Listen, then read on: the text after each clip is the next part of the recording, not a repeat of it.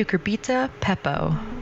These cultivars are related to one of the oldest domesticated plant species in the world, first appearing in Oaxaca, Mexico about 8,000 to 10,000 years ago, and then in Tamaulipas, Mexico about 7,000 years ago. This squash has been a key component into human diet for as long as agriculture has been invented.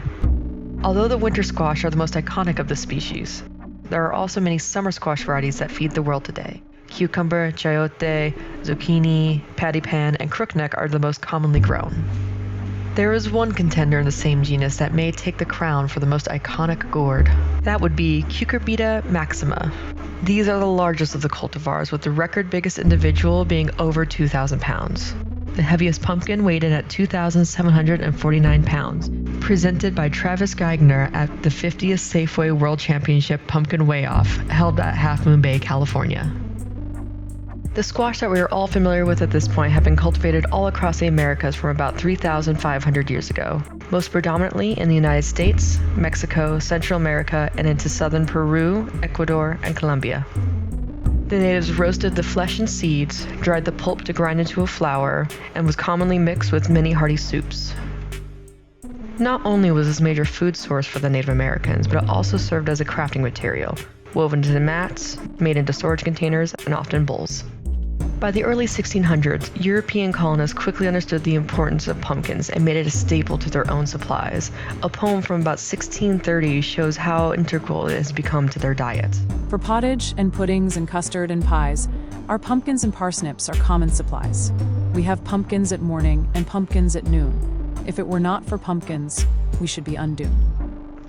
A proposed common recipe was for the tops to be sliced off, the seeds removed, and then refilled with a mixture of milk, spices, and honey.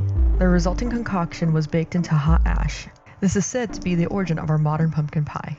Later recipes added eggs and molasses to the baking mixture, which then could be added to a pastry crust instead. By the 1800s, pumpkin varieties were refined and became renowned for their sweetness. These squash were added to baking batter for breads and cakes. An article that was published in the Vermont Mercury in September of 1837 notes that in recent introduction to France would make the pumpkin fields of New England dangerous rivals to the cane fields of Louisiana and the West Indies. The pumpkin is about to enter the field as a rival of the beetroot and to force the Chamber of Deputies to revise its late enactments on the sugar question. Sadly, a world of pumpkin sweetener never came to be. A reality with less slavery and exploitation never manifested, slightly due to Europe not having the best growing conditions, and now we're resigned to live in a realm of pumpkin spice lattes. Doesn't even have pumpkin in it. By the time these articles of an amazingly sweet gourd came out, there was a cultural phenomenon starting that actually stuck. Irish and Scottish immigrants coming to America brought an old Celtic tradition with them, the jack-o'-lantern. Today it is now known for its relation to carved pumpkins. However, in ancient Europe, they didn't have that amazing fruit, so originally it was carved from turnips.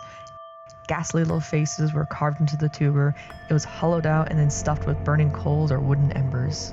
This practice came from an old myth of Jack, a man that tricked the devil so many times that he was banned from hell itself and forced to wander the earth for eternity. Before his banishment, the devil gave Jack a lantern made from a hollowed turnip.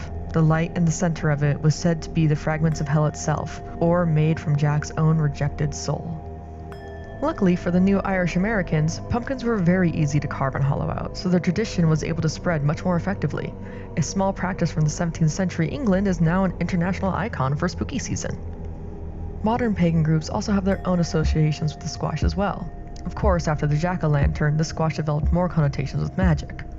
It is said that pumpkin is ruled by the water element and by the moon. Its magical properties include prosperity, growth, fertility, creativity, vitality, divination, shape-shifting, transformation, death, and it's associated with the harvest. There are even more ancient suggestions that squash is directly connected to creation itself. Squash is said to be the youngest daughter of the Sky Woman.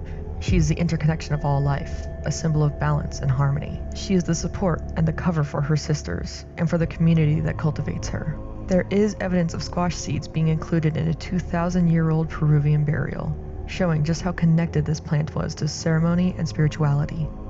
Some agricultural calendars are based on the flowering and ripening of squash, both for indigenous communities and European communities that adopted the plant.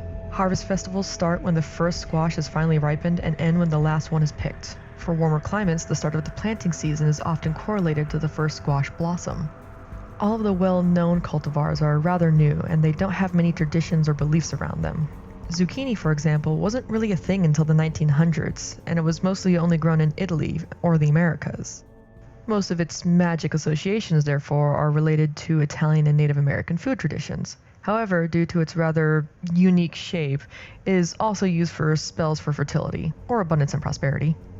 There is some actual evidence, though, that links the consumption of pumpkin and squash to improved health and fertility. All 12 cultivated species and subspecies are incredibly dense with vitamins and minerals, particularly vitamins A, C, and B, as well as potassium and magnesium. Even the young sprouts and flowers contain high levels of antioxidants. Overall, the consumption of the sprouts, flowers, and the totality of the fruit can reduce rates of cancer, cardiovascular disease, and neurodegenerative disorders. Additionally, compounds that are found in the skin and seeds of pumpkins have been used to synthesize diabetes medications. The peel alone has been used to treat peptic ulcers, gastrointestinal bleeding, burn wounds, chronic fatigue. It's like an ancient wonder drug. The seeds include minerals like selenium and zinc, which can greatly reduce inflammation and rapidly reduce the effects of malnutrition.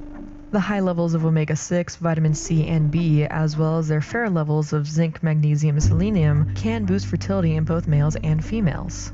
Omega fatty acids, zinc, and vitamin C all boost sperm production, while vitamin B, magnesium, zinc, and selenium support egg and uterine health while also lowering the likelihood of a miscarriage. See, it's not that crazy that a zucchini might magically boost your fertility. Pumpkin is not only amazing for human health, but has also been shown to be quite beneficial to livestock as well. Many of the same health benefits for humans cross over to other mammals, so cows and pigs that eat pumpkin may also see an improvement in their immune system and better gastrointestinal health. Additionally, the products that they produce become healthier as well. By adding just 12 to 17% pumpkin into the diet of dairy cows, their milk had a significant increase in carotenoids. Chickens that were fed more pumpkin with their corn feed also showed an increase in meat production by up to 5%, and they had higher quality eggs that were dense in omega-3s, carotenoids, and were even lower in cholesterol. Land animals aren't the only ones that are able to benefit from eating pumpkin.